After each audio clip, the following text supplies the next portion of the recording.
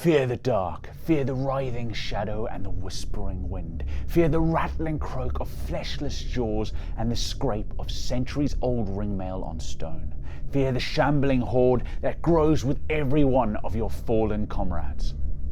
Hello there, the Soulblight Gravelords are here, and I am super pumped to be able to show you how I go about tackling this awesome new box set. I'm going to show you some cool tips and tricks to approaching getting your hordes of skeletons painted and looking awesome on the battlefield in no time at all. The paints you'll be using are on screen now. You can also find the paint list in the description below.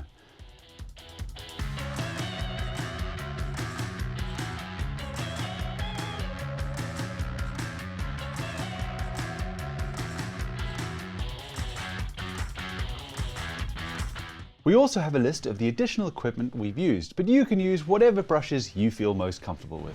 If you're new to painting or want to brush up on your skills, you can check out the Citadel Color Painting Essentials playlist to learn all about our paints and techniques. I've undercoated my army with 2 different sprays. First, I've completely covered it with Chaos Black spray. Once that was done, I then did a Zenithal spray of Grey Seer from above to hit all of the lighter areas. Right, let's get painting. First up, I'm going to pick out all of the robe and cloth with Black Templar. Remember to load up your brush and apply it in sections in order to control the application. Try to be as neat as you can to avoid having to tidy back up with Grey Seer on the other details. With the black cloth done, I'm now going to use Gore Grunter fur over all of the leather details.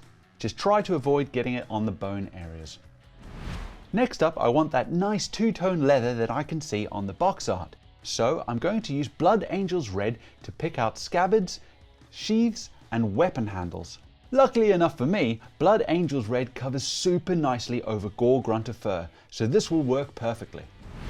Right, with those darker details picked out, it's time for the fun bit, and I'm going to use the well-named Skeleton Horde to paint all of the bones. If you want some areas to be darker, wait for your first layer to dry completely and then add more of the paint as a second layer. Skeleton Horde is just such a fantastic contrast paint, and it makes painting vast amounts of skeletons so simple and rewarding to do. Okay, time to start on the armor. I'm going to pick out all of the armor with Runelord Brass. Just be careful going near any previously painted details. If you do make a mistake, tidy back up with the previous steps. Next up, I'm going to use Retributor armor to pick out the wings on the helmets. I'm also going to pick out any other gold details that I can find. If you get lost to what these are, you can always check the box art. Next, I'm going to pick out all of the silver details with Iron Warriors. So this will be the weapons, helm trim, shield trim, and any working metals that I can find. With that done, I now need to paint the edge of the blades with Runefang steel to give them a sharpened look. Don't worry if it's looking a bit bright now. It'll all get toned down later on in the process. I'm now going to thin Gore Grunter fur with Lamia Medium to a 1:3 ratio and apply all over the armor, focusing where the shadow would naturally be and into the recesses as well. We're looking to just pick out the Runelord Brass armor details here. Doing this will help to add some depth to the armor. I'm using a contrast paint instead of a shade paint because I want to keep the shine of the metallics underneath. I'm now going to pick out the gold trimmings and bat wings with Fyreslayer Flesh. It's time to darken down the silver metallics, and for this I'm going to use non-oil. I'm going to wash this over the weapons and any of the silver working metallic metals that I can find.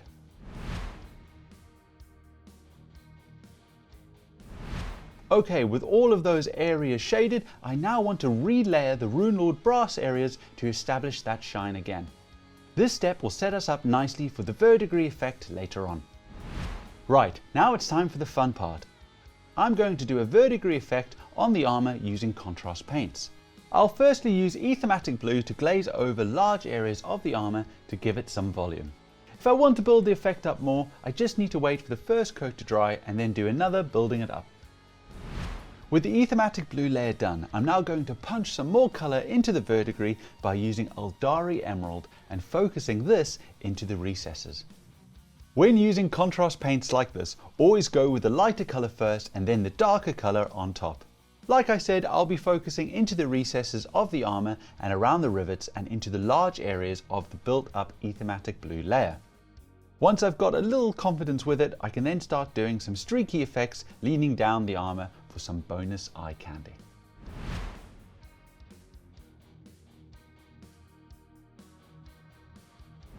Cool, I'll now show you how to do that awesome red gold metallic effect we can see on the ornamental details on the helmets. I'm going to use thinned down Liberator Gold, the same way I did for the layer of Runelord Brass to layer over the wings, making sure to brush towards the tips.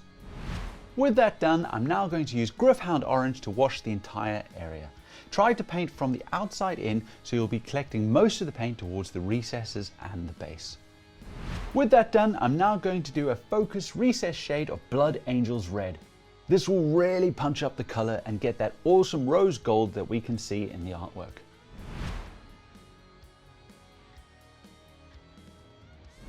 Time for the base.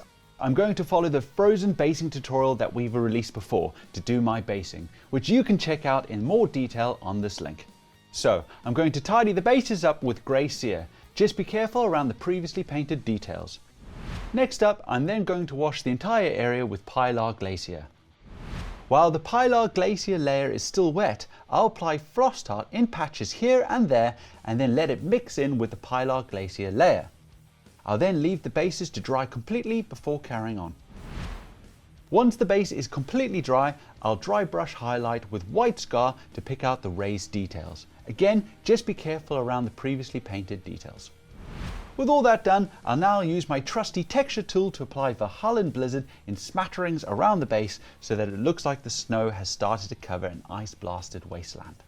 There's something so cool about an undead army appearing out of the frozen wastes that just appeals so much to me. Right, I now need to add some weathering to the silver metallics to tie it all in with the armor. For this, I'm going to thin down Scrag Brown and lay it over the swords and other working metallics around the recesses and rivets to set the base for my rust effect. I'll be thinning Scrag Brown down with Lahmian Medium to a 1:4 ratio. With that done, I'm now going to thin down Trollslayer Orange with Lahmian Medium to a 1:2 ratio and place that within the previous layer, but in a very minimalist way. Trollslayer Orange is very bright, so we don't want to overpower the details with it. And with that done, our rusted metallics are finished. Alright, next up I'm going to paint the White King.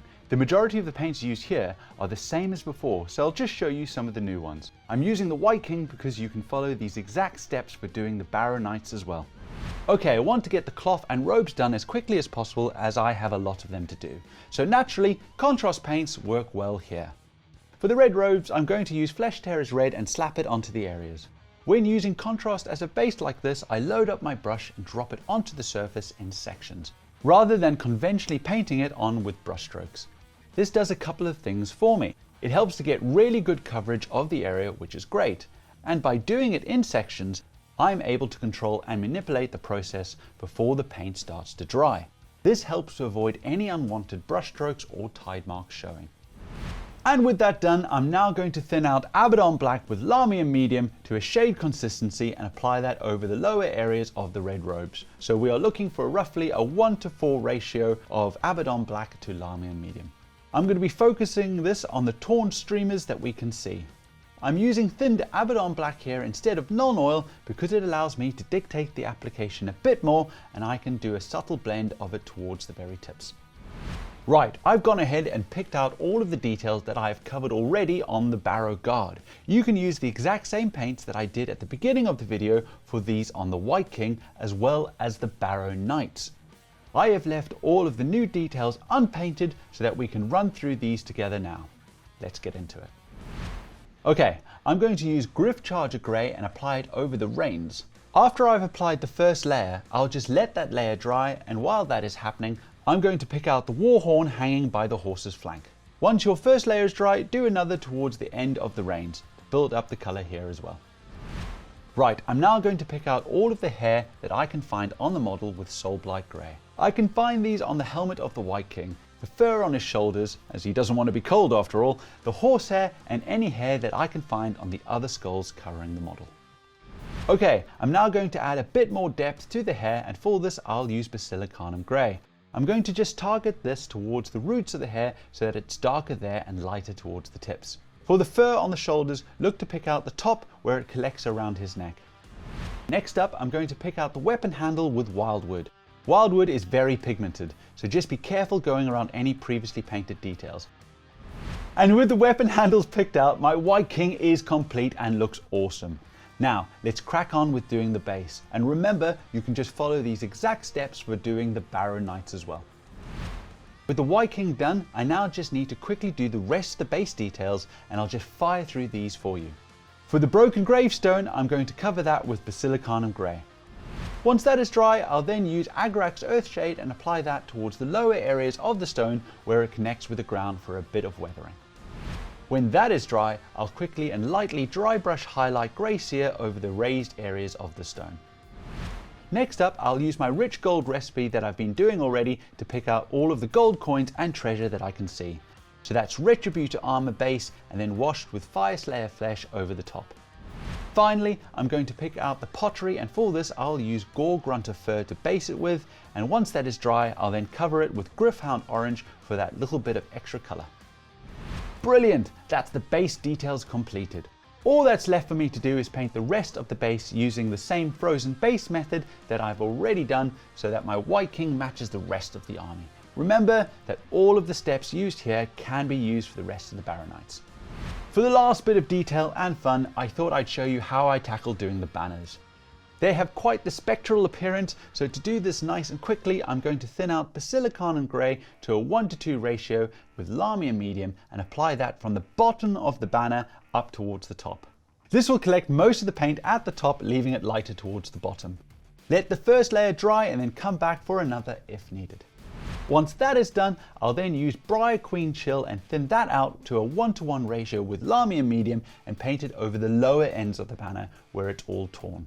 Again, do as many layers here as you need to build up the color. The more you do, the brighter it'll go. If you want, you can add some of this mix around the top as well, just to mix up the colors.